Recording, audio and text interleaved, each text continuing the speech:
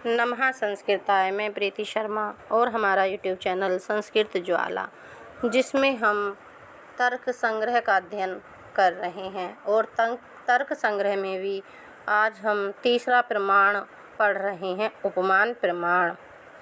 अब उपमान प्रमाण का निरूपण करते हैं। न्यायिक कह रहे हैं कि उपमितिकरणम उपमानम।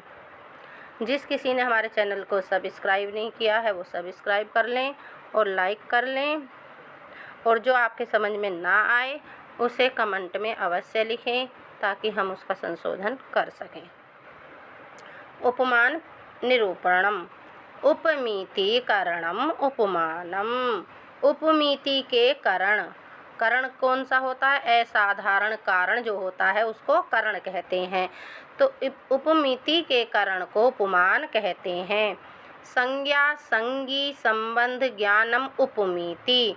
संज्ञा पद और संज्ञेय पदार्थ के संबंध ज्ञान को उपमिति कहते हैं। संज्ञा तो किसी का नाम होता है और जो संज्ञेय होता है, जिस व्यक्ति का नाम होता है, वह होता है संज्ञेय। अब आगे कह रहे हैं कि संज्ञा संज्ञेय संबंध ज्ञानम उपमिति। संज्ञा पद और संज्ञेय पदार्थ के संबंध ज्ञान को उपमिति कहते हैं, क्योंकि इन्होंने जब उपमान का लक्षण बताया उपमितिकरणम उपमानम, तो इसमें जो उपमिति शब्द आया, करण तो ये पहले बता दिए थे हमें, अब ये इनका जो उपमिति शब्द आया है तो इन्होंने इसका संशोधन किया कि संज्ञा संगी संबंध ज्ञानम उपमिति। अब आगे कह रहे हैं तत्करणम सादृश्य ज्ञानम। उपमिति का जो करण है वह उसी के समान सादृश्य ज्ञान जो होता है। उपमिति का करण सादृश्य ज्ञान होता है। अब आगे कह रहे हैं कि अतिदेश वाक्यार्थ स्मरणम अवान्तर व्यापारः।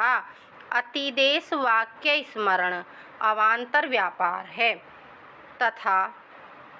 तथा ही, क्योंकि या जैसे ही कश्चित गव्य पदार्थम आजानन कुतचिद अरण्यक पुरुषात् गो सदृशो गव्या इति श्रुत्वा वनं गतो गो सदृश्य पिंडम पश्यन् वाक्यार्थम स्मृतिः तदंतरम असौ गव्य शब्दवाच्यः इति उपमिति उत्पद्यते। अब उदाहरण दे रहे हैं कि तथा ही कश्चित, जैसे ही कोई, गव्य पदार्थम अजानत, गव्य शब्द से जो गव्य पदार्थ है उसको नहीं जानता, आजानन नहीं जानता। कुछचित अरण्यक पुरुषात्, कोई पुरुष किसी जंगल में जाता है। गो सदृश्य गव्य, गो के सदृश्य ही गव्या होती है। श्रुत्वम वनम गतो, ऐसा उसने सुना था। वनम गतो, और वन को गया। गो सदृश्य पिंडम पश्यन् वाक्यार्थम स्मृति, जब उसने गो के सदृश्य किसी पिंड को देखा, किसी आकृति को देखा, तो उसको देखकर वाक्यार्थ स्मृति, वो वाक्य याद आ गए कि गव्यः गो सदृश्य, क्या है? गो सदृश हो गव्यः, गो के सदृश्य ही नीलगाय होती है। फिर तदंतर मसो गव्यः शब्दवाच्या इति उपमिति उपपद्यते। तदंतर, उसके बाद उसे, यह गव्य शब्दवाच्य गाय, यह गव्य शब्द से कहा जाने वाला जो प्राणी है उसकी उपमिति हो जाती है।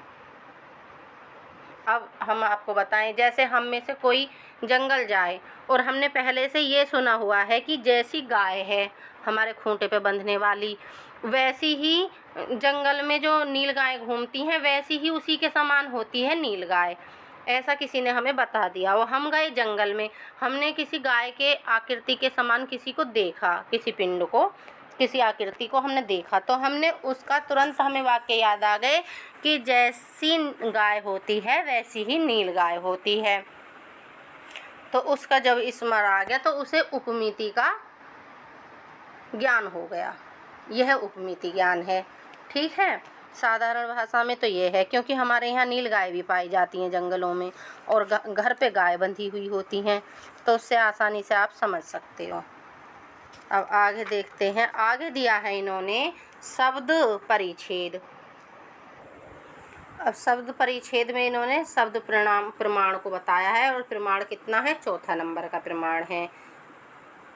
अब प्रत्यक्ष पढ़ा, अनुमान पढ़ा, उपमान पढ़ा और अब लास्ट वाला शब्द प्रमाण पढ़ रहे हैं हम। ठीक है, अब ये बता रहे हैं कि आप्तवाक्यम शब्दः, शब्द किसे कहते हैं, आप्तवाक्यम शब्दः। आप्त के वाक्य को शब्द कहते हैं, जो आप्तों के वाक्य हैं उनको शब्द कहते हैं। आप्तस्तु यथार्थ वक्ता, आप्त यथार्थ वक्ता को कहते हैं। वाक्यम पद समूह, वाक्य के पद समूह को वाक्य कहते हैं, पद के समूह को वाक्य कहते हैं। वाक्यम पद समूह, तो जो पदों का जो समूह होता है उसको वाक्य कहते हैं। यथा गाम आन्येति, जैसे गाम और आन्य, इन दो पदों का समूह गामान्य, यह वाक्य है। सक्तम पदम, सक्त को अर्थात शक्ति के आश्रय को पद कहते हैं। अस्मात् पदात् अयम अर्थो बोधव्यम इति स्वर संकेतः शक्ति। कह रहे हैं कि इस पद में अस्मात् पदात्, इस पद से अयम अर्थ हो, यह अर्थ बोधव्यम जानना चाहिए। इति स्वर संकेतः शब्दी, इति स्वर इस प्रकार का जो संकेत है, ईश्वर संकेतः ईश्वर की इच्छा का जो संकेत है, शक्ति ही, उसी संकेत को शक्ति है, वही शक्ति है, इस प्रकार कह लीजिए। इस पद से यह अर्थ जानना चाहिए, इस प्रकार का संकेत ही शक्ति है। अब आगे चलते हैं, शब्द के प्रकार बताएंगे अब ये हमें। अब देखिए शब्द वाक्य कैसे बनते हैं। आकांक्षा योग्यता सन्निधि च वाक्यार्थ ज्ञाने हेतु। आकांक्षा, योग्यता और सन्निधि ये वाक्य के अर्थ के ज्ञान में कारण है, जो वाक्य का अर्थ है उसके ज्ञान में कारण है। पदस्य पदांतर व्यतिरेक प्रयुक्त अन्वय अन्वयान अनुभावकत्वम आकांक्षा। पदस्य, पद का, पदांतर दूसरे पद के, व्यतिरेक प्रयुक्तान और अन्वयान अनुभावकत्वम। कह रहे हैं कि एक पद का दूसरे पद के अभाव के कारण होने वाला जो अन्वय का अनुभावकत्वम अर्थात अन्वय के बोध के जनकत्वम का अभाव, उसे ही आकांक्षा कहते हैं। अब एक इसे थोड़ी सी सिंपल और बता देती हूँ साधारण भाषा में। पद का दूसरे पद के अभाव से जहाँ पर शब्द का बोध की, जो शब्द बोध है उसकी जनकता नहीं होती, उसे आकांक्षा कहते हैं। अब अर्थाबाधो योग्यता, अर्थाबाधो योग्यता में कह रहे हैं कि पदों के विलंब के बिना ही, अर्थाबाधो योग्यता, शब्दों का जो अर्थ होता है उसके बाद को योग्यता कहते हैं। कह रहे हैं कि इसके अनुसार कि प्रमाणत्वेन अभिमत शब्दों के अर्थों के अबाध को योग्यता कहते हैं। अब पदानाम विलंबेन उच्चारणम सनिधि, पदों का जो अविलंब से उच्चारण होता है उसी को सनिधि कहते हैं। अब अविलंब कैसे होता है, जैसे मैं पढ़ रही हूँ तो मैं लगातार साथ साथ शब्दों को बोल रही हूँ तो आप मेरे वाक्य को समझ पा रहे हो, लेकिन अब मैंने बोला पदों का, फिर मैं चुप रही कम से कम 1 घंटा, उसके बाद मैंने कहा अविलंब से, फिर मैं चुप हो गई, फिर उसके बाद मैंने कहा उच्चारण ही, फिर मैंने रात्रि में सोते का समय कहा सनिधि है, तो ये फिर आप नहीं समझ पाओगे। तो ये जो विलंब है इसके उच्चारण, इस उच्चारण को ही सनिधि कहते हैं। अब हमें इन्होंने बताया, शुरू से बताते हैं हम आपको, देखो यहाँ से ही। आकांक्षा योग्यता सनिधि वाक्यार्थ ज्ञाने हेतु। आकांक्षा योग्यता और सनिधि ये वाक्यार्थ ज्ञान में कारण हैं। पदस्य पदांतर व्यतिरेक प्रयुक्त अन्वय अनुभावकत्वम आकांक्षः।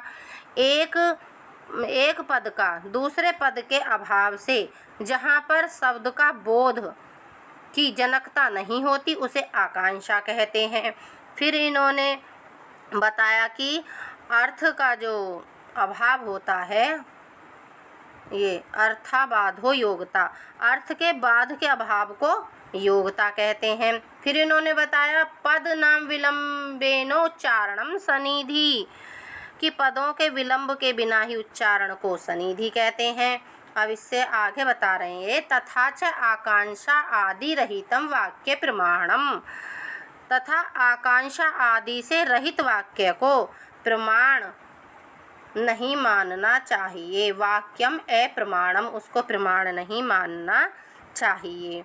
किससे रहित को? जो आकांक्षा से रहित हो उस वाक्य को प्रमाण नहीं मानना चाहिए। यथा जैसे गोरश्च पुरुषो हस्तीति न प्रमाणम, इन्होंने कहा जैसे कि गौ, फिर पुरुष, फिर हाथी, ये पद समूह तो हैं लेकिन प्रमाण नहीं हैं, क्योंकि इनमें आकांक्षा अविरहात, क्योंकि आकांक्षा की विरह है, परस्पर इनमें आकांक्षा नहीं है। फिर आगे बता रहे हैं कि वहनीना, अतः ये इसलिए प्रमाण नहीं माने जा सकते क्योंकि इनमें गो में, पुरुष में और हस्ती में ये वाक्य तो बन गए, साथ साथ लिख दिए, लेकिन प्रमाण नहीं माने जा सकते क्योंकि इनका कोई वो नहीं है, ये तो एक संज्ञा की तरह प्रयुक्त हुए हैं, तो इनको प्रमाण नहीं माना जा सकता। इनमें आकांक्षा का विरह है, इनका कोई अर्थ ऐसे नहीं निकल रहा जैसे किसी वाक्य का निकलता है। अब आगे बता रहे हैं वहनी नहा सिंचती ना प्रमाणम योग्यता विरहात। अब कह रहे हैं कि आग से सींचता है, वहनी ना सिंचती, आग से सींचता है, ना प्रमाणम, यह प्रमाण नहीं है। योग्यता विरहात, योग्यता की इसमें विरह है, योग्यता का इसमें अभाव है, तो इसलिए इसको प्रमाण नहीं माना जा सकता। कोई आग से किसी पौधे को सींच सकता है? नहीं सींच सकता, इसलिए इसमें योग्यता का रहे। अब योग्यता क्या है?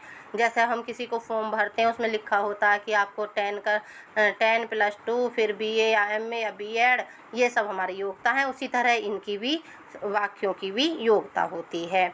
फिर आगे बता रहे हैं प्रहरे प्रहरे असहोच्चारितानि गामनायेति आदि पदानि न प्रमाणम सानिध्याभावात्। कह रहे हैं कि अलग अलग समय में, प्रहरे प्रहरे अलग अलग समय में, सहोच्चारितानि उच्चारण न किए